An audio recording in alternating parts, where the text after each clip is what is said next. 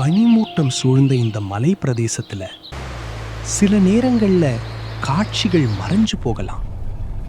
ஆனா அந்த பனிக்குள்ள நம்ம மனசுல பதிஞ்ச சில மனிதர்களோட முகம் மட்டும் எப்பவுமே மறையறதில்ல. காலம் கடந்து போனாலும் இந்த ஃப்ரேம்களுக்குள்ள வாழறது வெறும் புகைப்படங்கள் மட்டும் இல்லை, மறையாத நினைவுகள். சில நினைவுகள் மறையக்கூடாதுன்னு தான் நான் போட்டோ எடுக்க ஆரம்பிச்சேன்.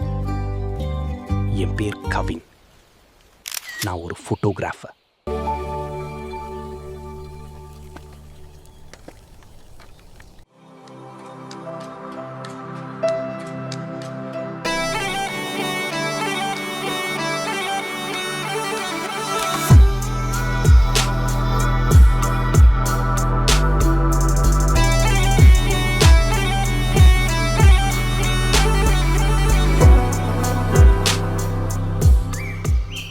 என்ன ஃபோட்டோ எடுத்தீங்களா? அது அந்த பனி அழகா இருந்துச்சு, அதான். அப்படின்னா நானும் அந்த பனியோட சேர்ந்துட்டேனா?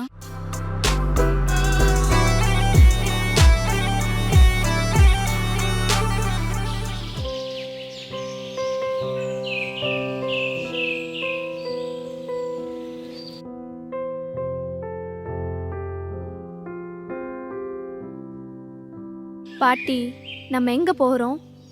நீ எப்போ இந்த ஊருக்கு வந்தாலும் 2-3 நாள்லயே கிளம்பிடுற. அதான் நம்ம 2 பேரும் சேர்ந்து ஒரு ஃபோட்டோ எடுத்துக்கலாம்னு நினச்சேன். அதுக்கு தான் இப்போ போகிறோம். தம்பி கவின். உள்ள வாங்க பாட்டி.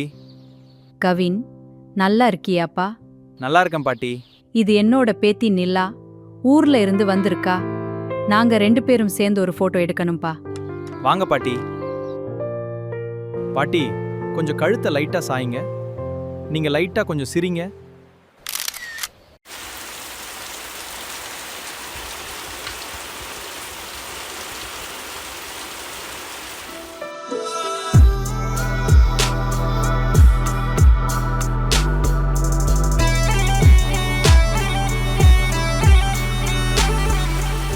இந்த ஊர்ல உங்களுக்கு ரொம்ப பிடிச்ச இடம் ஏதாவது இருக்கா? அங்கே கூட்டிட்டு போகிறீங்களா?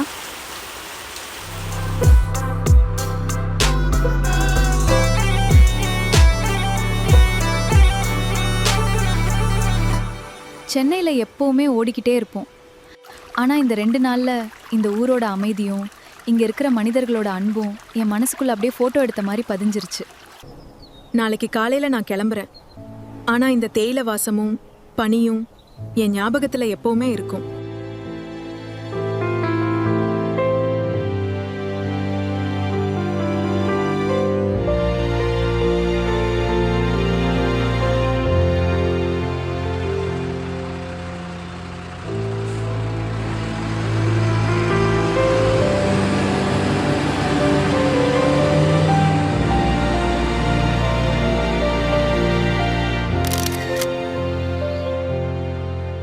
பனி விலகுனாலும் இயற்கையோட அழகு மறையாத மாதிரி இந்த 1 வருஷத்துல எல்லாமே மாறிடுச்சு கவின்.